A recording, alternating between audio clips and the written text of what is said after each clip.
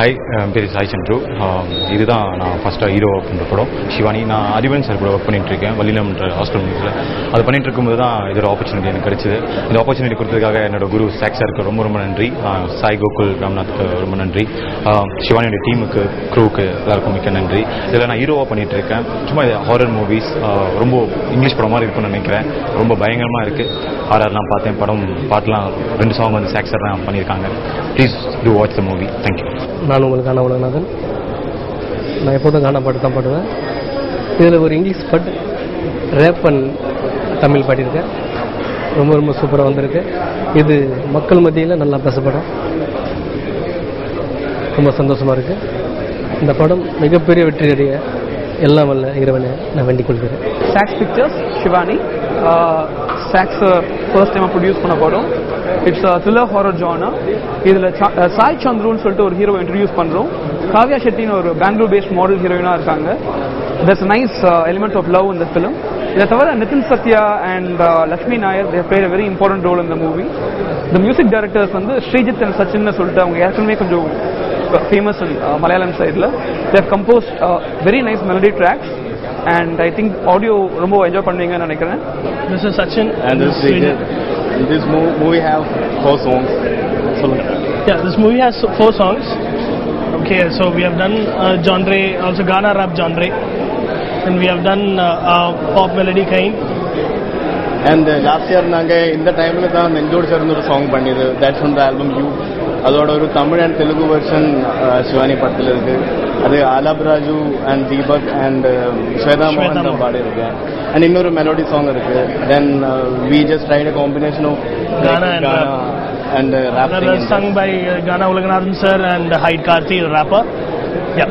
Then அதோட ஒரு club வெர்ஷனும் இருக்கு. இது ஒரு வித்தியாசமான திரைப்படம். ஏன்னு நான் சொல்றேன், எல்லாருக்கும் முன்னாடி சொல்றேன், இது ஏன் ஹாரர் ஜானர் திருப்பி சாருலத்தாக்கு அப்புறம் சாருலத்தா என் சொந்த தயாரிப்பு இல்லை, அதை வாங்கி வெளியிட்ட படம். இது சிவானி நாங்க ஆசைப்பட்டு எடுத்த திரைப்படம். இது பேசிக் ஒரு லைன் பாத்தீங்கன்னாக்கா, பேய் இருக்கா இல்லையான்ற சர்ச்சை இருக்கு. பேய் நான் பார்த்தது இல்லை, எவ்வளவு பேர் பார்த்திருக்கீங்கன்னு எனக்கு தெரியல. ஆனா பேய் இருக்கா இல்லையா, இருக்குன்னு சில பேர் சொல்றாங்க, இல்லைன்னு சொல்றாங்க.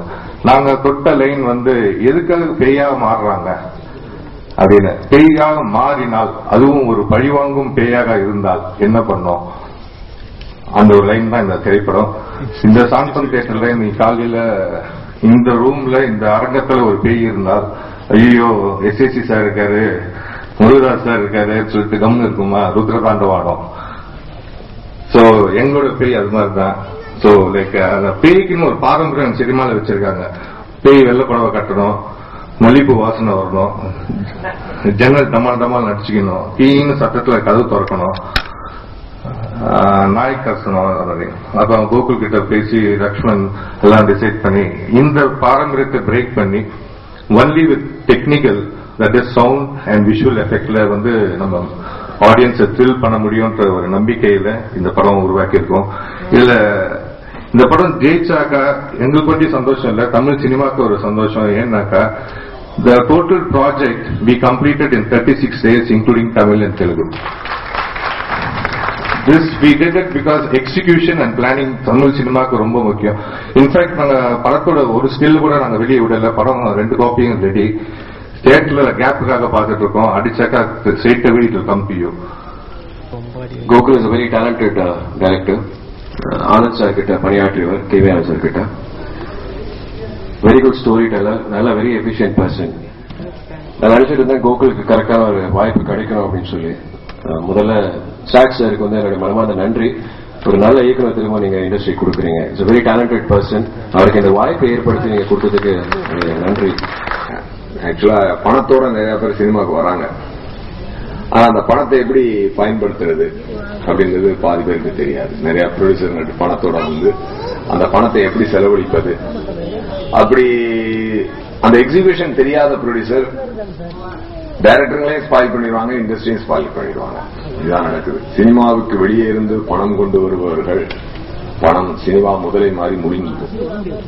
சினிமாலே சம்பாதிச்சு சினிமாலே போடுற பணம் தான் சினிமால நிற்கும். ஏன் அப்படின்னா அந்த ட்ரேடை லேர்ன் பண்றது, அந்த ட்ரேடை லேர்ன் பண்ணிட்டு அதுல இறங்குறது. எங்களுக்கு எல்லாம் என்ன பேசுறதுன்னே தெரியல. நாங்கெல்லாம் நியூஸ் வாசிக்கிற மாதிரி சொல்லுவோம். இன்னைக்கு சிவானி படத்துடைய ஆடியோ லான்ச் 2 சாங்ஸ் பார்த்தோம். ரெண்டுமே ரொம்ப நல்லா இருக்கு. அண்ட் அந்த மெலடி வாஸ் வெரி நைஸ். நல்லா பிக்சரைஸ் பண்ணிருந்தாங்க. அந்த எமோஷனும் நல்லா இருந்தது.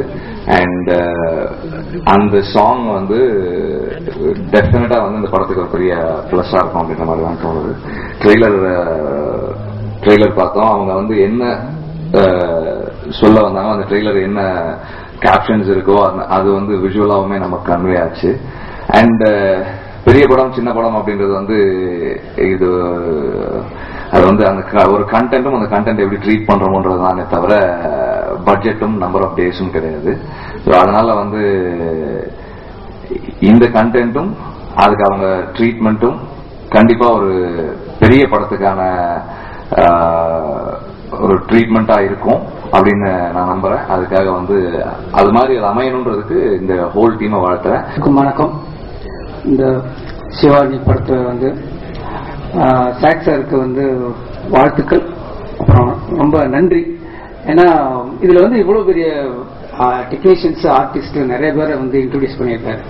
வந்து எவ்வளவு ப்ரொடியூசருக்கு வந்து இந்த மாதிரி புதுமுகங்களை அறிமுகப்படுத்தணும், புது டெக்னீஷியன்களுக்கு வந்து ஒரு லைஃப் கொடுக்கணும் அப்படிங்கிற மனசு வர்றது வந்து ஒரு பெரிய விஷயம். அதுவும் தன்னோட முதல் படத்திலேயே வந்து முதல் தயாரிப்புல வந்து இந்த அளவுக்கு பண்ணிருக்காருங்கிறது ரொம்ப சந்தோஷமான ஒரு விஷயம். ஏன்னா அந்த கனவுகளோடு வாழ்க்கையில போராடும் போது அந்த ஃபர்ஸ்ட் பிலிம் அப்படிங்கிறது கிட்டத்தட்ட இந்த உலகத்துல 2வது தடவை பிறக்கிற மாதிரி. ஃபர்ஸ்ட் டைம் நம்ம பிறக்கும்போது கூட நம்ம அப்பா அம்மா யாருங்கிறத நம்ம டிசைட் பண்றது கிடையாது.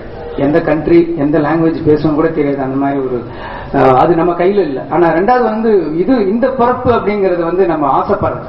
நான் வந்து ஒரு கேமராமேன் ஆகணும், நான் வந்து ஒரு மியூசிக் டைரக்டர் ஆகணும், நான் ஒரு ஹீரோ ஆகணும் அப்படின்னு சொல்லி அந்த ஆசைக்கு வந்து ஒரு வாய்ப்பு கொடுத்து மறுபடியும் பிறக்க வைக்கிற ஒரு தயாரிப்பாளர் வந்து ஒரு தாய் தந்தைக்கு சமமானவர். சோ அந்த வகையில வந்து நீங்க புதுமுகங்களை அறிமுகப்படுத்துறீங்க. இன்னும் சொல்ல போனா என்னுடைய படங்கள் என்னுடைய இதுல கூட நானே கூட பண்ணல. அதுக்கு ஒரு பெரிய தைரியம் வேணும். உண்மையிலே அந்த தைரியம் வந்து எனக்கே கூட இல்லை. நான் வந்து ப்ரொடக்ஷன்ல பண்ணி அந்த சந்தோஷத்தை வந்து ப்ரொடக்ஷன்ல சின்ன சின்ன படங்கள்ல அனுபவிக்கிறேன். ஒரு பெரிய படங்கள்ல வந்து ஒரு பெரிய மியூசிக் டைரக்டரையோ இல்ல ஒரு புது ஹீரோயினையோ இன்ட்ரோடியூஸ் பண்ணணும் அப்படிங்கிற விஷயங்கள் வந்து ஓப்பனா என்ன மாதிரி எனக்கு கூட அந்த தைரியம் இல்ல. வந்து ஃபர்ஸ்ட் படத்துல இவ்வளவு தூரம் தைரியமா நீங்க பண்ணிருக்கீங்க அப்படிங்கிற அந்த தைரியம் சாக்ஸ் அப்படிங்கிற ஒரு தனி நபருக்காக இல்ல, சாக்ஸ் பிக்சர் அப்படிங்கிற அந்த நிறுவனத்துக்காக இந்த படம் மிகப்பெரிய வெற்றி அடையணும். நீங்க இன்னும் நிறைய பேருக்கு வாய்ப்பு கொடுக்கணும். சாக்ஸ் சார் பேசும்போது பேயை பார்த்திருக்கீங்களான்னு கேட்டாரு. இங்க உள்ள பாதி பேருக்கு கல்யாணம் ஆயிருக்கும், மீதி பேர் லவ் பண்ணிக்கிட்டு இருப்பீங்க. எப்படி நீங்க பேயை பார்க்காம இருக்க முடியும்? எல்லாம் ஹன்சிகா மோட்டுவானி மாதிரி தான் வாழ்க்கையில நுழையிறாங்க. முடியும் போதுதான் சிவானின்னு தெரியுது. ஆனா சமீபத்துல பாத்தீங்கன்னா பேசும்போது சொன்னாங்க ட்ரெண்ட் மாறி இருக்கு சினிமாவில். பேய் வந்து இப்போ ஹாரர் லேட்டஸ்ட் டெக்னிக், லேட்டஸ்ட் ட்ரெண்ட்ல வந்து இன்னைக்கு ஹாரர் இருக்கு அப்படின்னு ஒரு டாக் வந்துச்சு. பேசும்போது சொன்னாங்க உண்மைதான். இந்த படத்துல பல புதுமுகங்கள் இருக்கலாம். இந்த படத்துல உள்ள ஒரு பழைய முகம் பேய் தான். படம் வந்து எல்லாரும் வந்து ஒரு ட்ரெய்லரையும் ஒரு சாங்கையும் பார்த்துட்டு நல்லா இருக்கு அப்படின்னு சொன்னாங்க. பிகாஸ் இது ஒரு டெக்னிக்கலி குட் ஃபிலிம் தான், அதுல ஒன்றும் மாற்றம் இல்லை.